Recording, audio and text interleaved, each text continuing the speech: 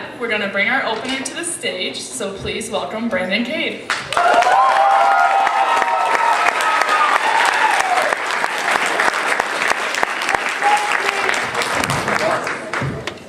How's everybody doing tonight? Not that you didn't just tell me. You know, I like doing stuff like this because this is the only place where woo is an appropriate response to how are you doing. I mean, if you just get back from the hospital, how you doing? Woo! They want to know what drugs they gave you because you want some. Or like, if you go to like a funeral, a family member, you know, everyone's all quiet, and they get to the part where, you know, if anyone would like to say any words for the deceased this evening, please come up now and say them. And someone just walks up to the front. Woo! They were awesome! Like, Grandma's not gonna be okay with that. It's really awkward. I mean, you gotta pick your events. If you like to woo, definitely come to things like this and go to concerts. Like other awkward situations, I feel that the three most awkward situations of every day is, number one, vending machines. Because first off, whoever invented them probably was about 3 foot tall. Because I don't know about you guys, but I don't like hitting the buttons for like 5 minutes and then bending over 4 feet to get chips or a pop. I mean, if you get the pop, it falls about 6 feet, so you gotta wait 10 minutes to open it anyway. I mean, and then you bend over, and if there's people behind you, you just feel awkward, like they're looking at your butt crack or something. And especially here at Stout, they put them in like the most populated areas where everyone sees you. And then, I think the same company that made vending machines originally did the water fountains. Because water fountain, no one wants to bend over to get their water. It's the same as the vending machine, you know, you just feel awkward, you feel like someone's just gonna come up and like honk your butt cheek or something. And then you come up and they're all different. I mean, some of them spray out like crazy, others just kind of fall out and you have to like just lap it off the bottom as it pulls up. And then next time you go to the doctor, you have bad news. And then stairs. I mean, like, wherever you go, they've either got an elevator that you're not gonna trust or it's out of order. So you gotta take the stairs. And if you're the person in front, like, of the huge line, especially going to class, you just feel like you need to run up the stairs like you've never ran in your entire life. And like, because if you don't run fast enough, you think the people behind you are gonna be like, well, geez, he's fat and lazy. We're already 5 minutes late for class and Tubbo up there is holding us up. And then you hit that one step and like fall forward. You fall up steps, which is a feat. And you just use the "these are new shoes" excuse, even though you've had them since 10th grade. And then if you're the one in back, if you're the one in back, you just feel like you want to stay as far away from the person in front of you, just in case they might fart in your face. Or just because like you feel like you have to keep up to them, so they don't think you're lazy, but you also just want to take your time and, you know, get to your class late or whatever. I mean, I'd rather walk to class up the stairs alone and be about an hour late, because you just have that awkward feeling when you're, you know, in front or behind, like someone's just gonna come up and like stab you, just right in the left butt cheek for some reason. It's just uncomfortable. I don't like those awkward situations. And then, you know, we face a lot of awkward situations. You know, if you haven't been, you know, if you take some time off of work and go back, you know, you go back and like everyone you knew before got fired and there's new people there. It's like, what the, you were bald last time I saw you. But like when you're, you know, graduate high school, going to college, when you go back to town, you see all the people you graduated with in high school. And, you know, guys and girls, I've noticed completely different reactions to when you see people you haven't in a while. Like, guys will come home and, you know, just meet up with some friends, you know, let's play some Call of Duty and eat pizza tonight. All right. And, you know, you shake hands or whatever, you know, and normally you don't hug or anything like girls do. And it's just simple questions like, hey, how you been? What are you doing? I see you've had 3 new girlfriends since last time I talked to you. You know, you're working? That's good. You know, I'm going to school and spending all my money. But then when girls go home, it's a completely different reaction. I mean, if you haven't seen your girlfriend in like 2 weeks, girls will come up and be like, oh my God! I haven't seen you in forever! Why didn't you text me? You were supposed to post me on Facebook and you haven't for 2 weeks! You're such a butthead! Jeez, girl! Did you see the new Harry Potter? I didn't yet, because my boyfriend wouldn't take me to the midnight showing because he's a poop head. But I made him go to Twilight with me. And made him surgically get his teeth sharpened so he'd be a vampire. It's completely opposite. Guys will just mellow, girls just freak out and have like a heart attack every time. It's ridiculous. if I was that excited about like a birthday present or a Christmas present, I think I would have died. And then a lot of people, back when I used to have pets, we had like a dog and a cat. Cats are evil, by the way. I mean, like a dog's gonna wag its tail and lick your face when you do something nice to it. You do something nice to a cat and he's gonna be like, should have done that an hour ago. I'm gonna go poop in that box.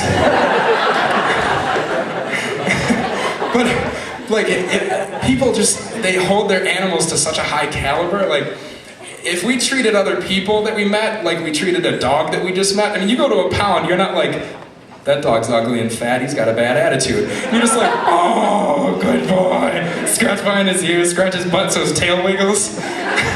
If we treated new people like that, there'd be no war, there'd be no hate, like no one would grow hungry because someone would be like, oh, you just winked, here's a treat. Oh, you look nice today, here's the kibbles and bits.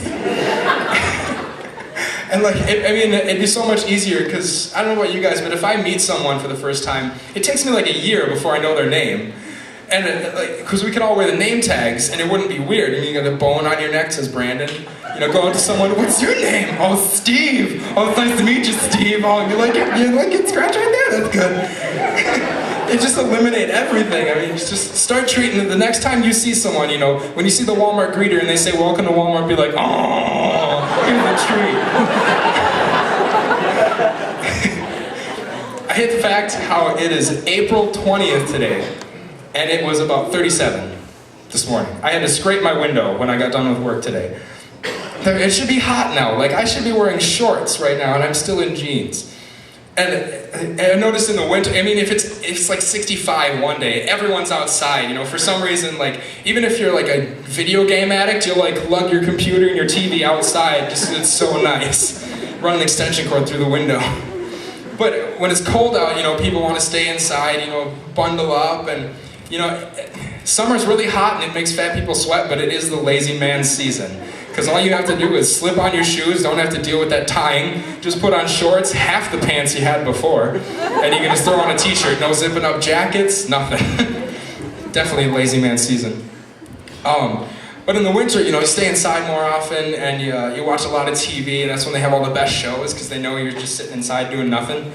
And I started to notice there's really bad TV on these days. I mean, it's not as good as it used to be. It's in color, and I kind of like the black and white. But they've got on like Super Sweet 16. Oh my gosh, I hate that show. It's always got like the brattiest little girls on there with like the richest parents. No one's ever heard of them, but somehow they're rich, like they invented mayonnaise. And like they could probably pay everyone's tuition, buy everyone a car, and then take everyone out to Culver's after this, and Culver's is the expensive fast food. But it gets to their birthday, and probably about halfway through the episode, they'll take the girl, they'll always go to the car dealership, turning 16, you need your new car, and the girl will always pick out, like, she's not gonna go for the used lot, no way, she wants the picture of the car that they haven't invented yet. It's like a 2015, like, Hummer that goes underwater and flies, and she's like, I want that one, Dad! And he's like, well, I don't know, it's a little expensive, I only want to spend $1 million on your first car, just in case you wreck it. And, so she's freaking out, I want the car, and that's when they have their first huge fight. Power outage. Don't move. And then they finally get to the party, and, they like resurrected Tupac to come play just because she's so famous.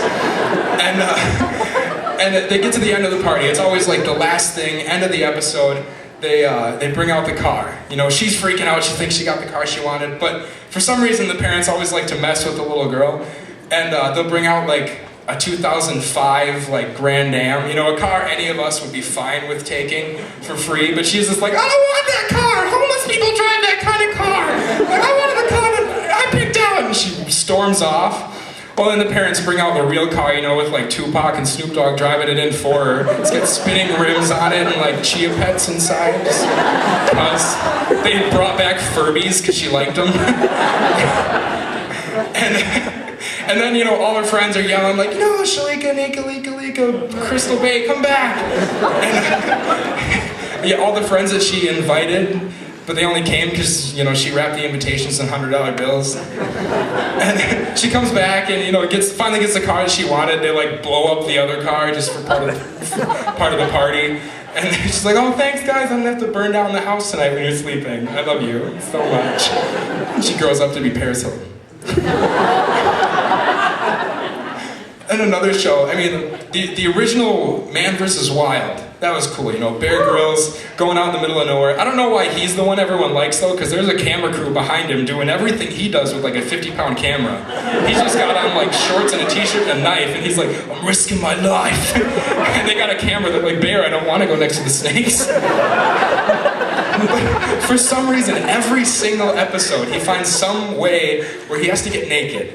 Like, he'll have to like swim in icy cold water. He's like, I have to strip completely naked so that when I get out of the water, my clothes will be dry and warm, so that I can survive. Or like, goes to pick berries. I have to take off all of my clothing because if the scent of my cotton clothes gets on the berries, we will attract herds of bears. Herds of bears will come running. I have to climb this tree over here to see if there's a town nearby, but I have to take off all of my clothes so I don't stag my new Lee dungarees on it.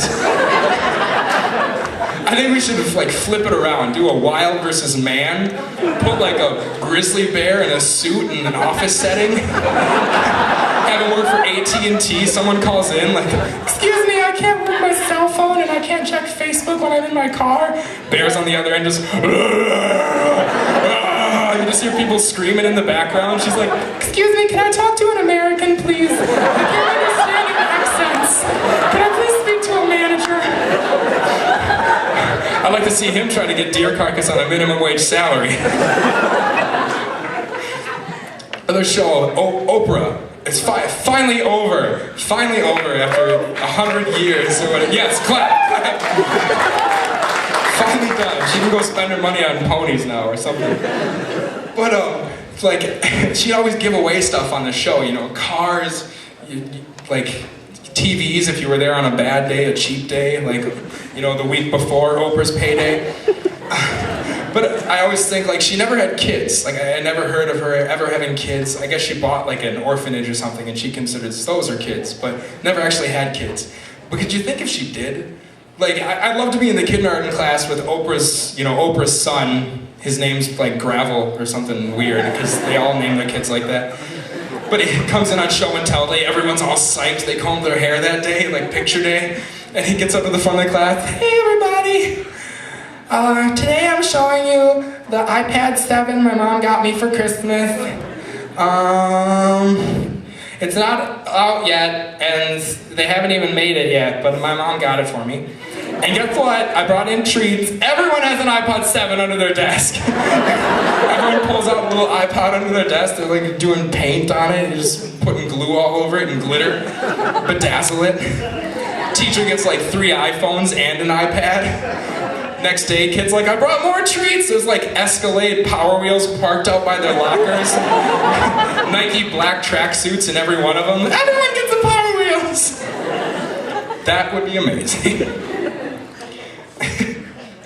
You know, it's getting close to the end of the semester. A lot of people at graduation coming up. You're freaking out because you just spent thousands of dollars on a degree and now you can't find a job. And you're trying not to oversleep for your classes and everything, and your finals are coming up, so you can't oversleep because a lot of the professors don't really like that, and you know they kind of don't let you retake it. But you know, the trouble with your alarm clock is a lot of people, you know, you don't hear your alarm. You get used to the beeping, you know. So for a while, I'd change it every night to a different song. You know, one morning wake up to "What is love, baby, don't hurt me." Next morning, wake up to "You and me, baby, ain't nothing but mammals." But you'd still get used to them. You'd still get used to them.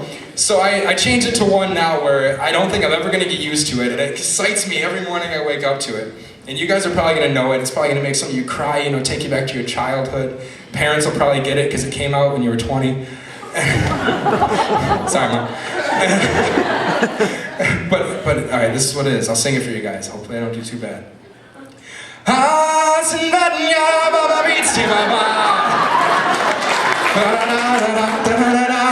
I don't know the words. I don't even know if there are words for it. But, like, I crawl to the end of my bed and hold out a loaf of bread. My roommates My roommates are coming into my room bowing to it. A lion runs into the room. I'm like, who let the lion in the house? Guys, come on. We have a safety deposit that I want to get back. That's it for me, guys. Have a great night.